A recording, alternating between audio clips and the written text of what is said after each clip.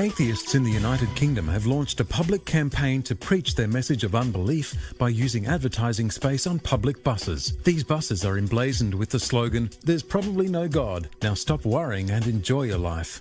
Some people find this slogan rather odd. If these atheists are so confident God doesn't exist, why does the slogan say, "There's probably no God"? Atheists have responded by pointing out that they can't say, "There's no God," because that would be taking a faith position. But perhaps even more puzzling is the second part of the slogan that reads, "Now stop worrying and enjoy your life." This prompted one journalist, skeptical of religious belief, to write, "What on earth is there to celebrate? We're talking about death, about not existing, being wiped out forever, and it can happen any time. If that's not cause for worry, what is?" It appears atheism is devoid of answers and devoid of hope. Did you know that animals have genetic switches? These are regulatory regions of DNA that control the genes. Scientists have noticed that dramatic things can happen when a genetic switch is mutated. For instance, a mutated genetic switch can dramatically alter the appearance of stickleback fish or generate a great variety of coat colours in animals. Veterinary researcher Dr. Gene Leitner has suggested that God may have created genetic switches to facilitate variation, the switches having been created with a propensity to mutate without negatively affecting other traits. Modifications to genetic switches are not examples of evolution in action, even though they are often spoken of in that manner. Indeed, these changes don't involve new information, new genes arising, and evolutionists cannot explain the existence of the genetic switches in the first place. The more we learn about the complexity of genomes, the more they point to a super intelligent master program. In the early 90s, researchers from Montana State University made a startling discovery. Inspecting a piece of T-Rex bone under a microscope, they could hardly believe their eyes. They could see dinosaur red blood cells. This discovery prompted lead scientist Dr. Mary Schweitzer to say, "It was exactly like looking at a slice of modern bone. But of course I couldn't believe it. I said to the lab technician, the bones after all are 65 million years old. How could blood cells survive that long?" In a Discover magazine article, Dr. Schweitzer explained further her surprise. If you take a blood sample and stick it on a shelf, you have nothing recognizable in about a week. So why would there be anything left in dinosaurs? Such a response is understandable, considering that she thinks dinosaurs died out 65 million years ago. But surely such data suggests it wasn't that long ago.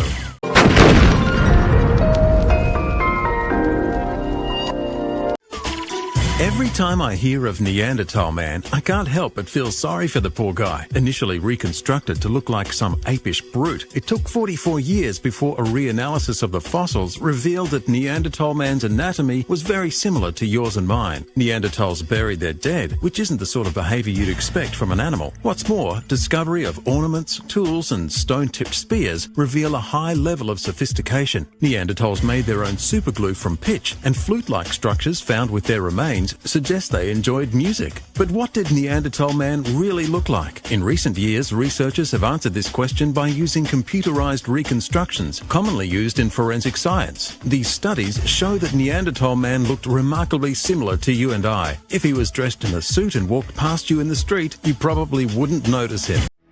It has long been claimed that monkeys typing randomly could eventually type out the complete works of Shakespeare. Plymouth University researchers recently installed a computer in a monkey enclosure to see what would happen. After a month, the 6 monkeys in question had produced 5 pages of indecipherable text. This result isn't surprising though, because the monkeys mainly used the computer as a toilet and trampoline. This ridiculous research reminds me of the mathematician Sir Fred Hoyle's analogy to illustrate the likelihood of a single biopolymer necessary for life arising by chance without a creator. He likened it to 100,000 billion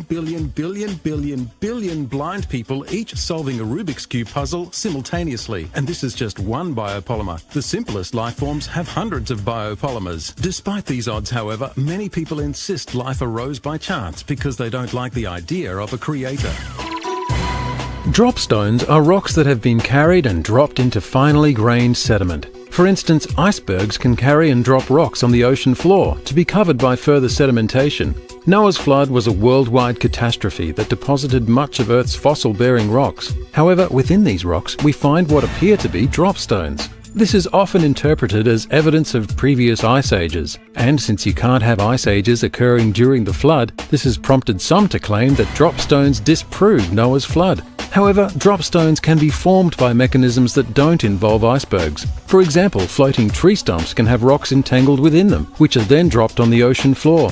Moreover, recent research in the journal Marine Geology has shown that a large seaweed known as kelp has a surprising ability to carry and drop sizable rocks, so dropstones don't disprove Noah's flood. Refuting evolution is a powerful, concise summary that explains where the common evidences used to promote evolution in textbooks are wrong, while at the same time showing how creation is better supported by scientific observations.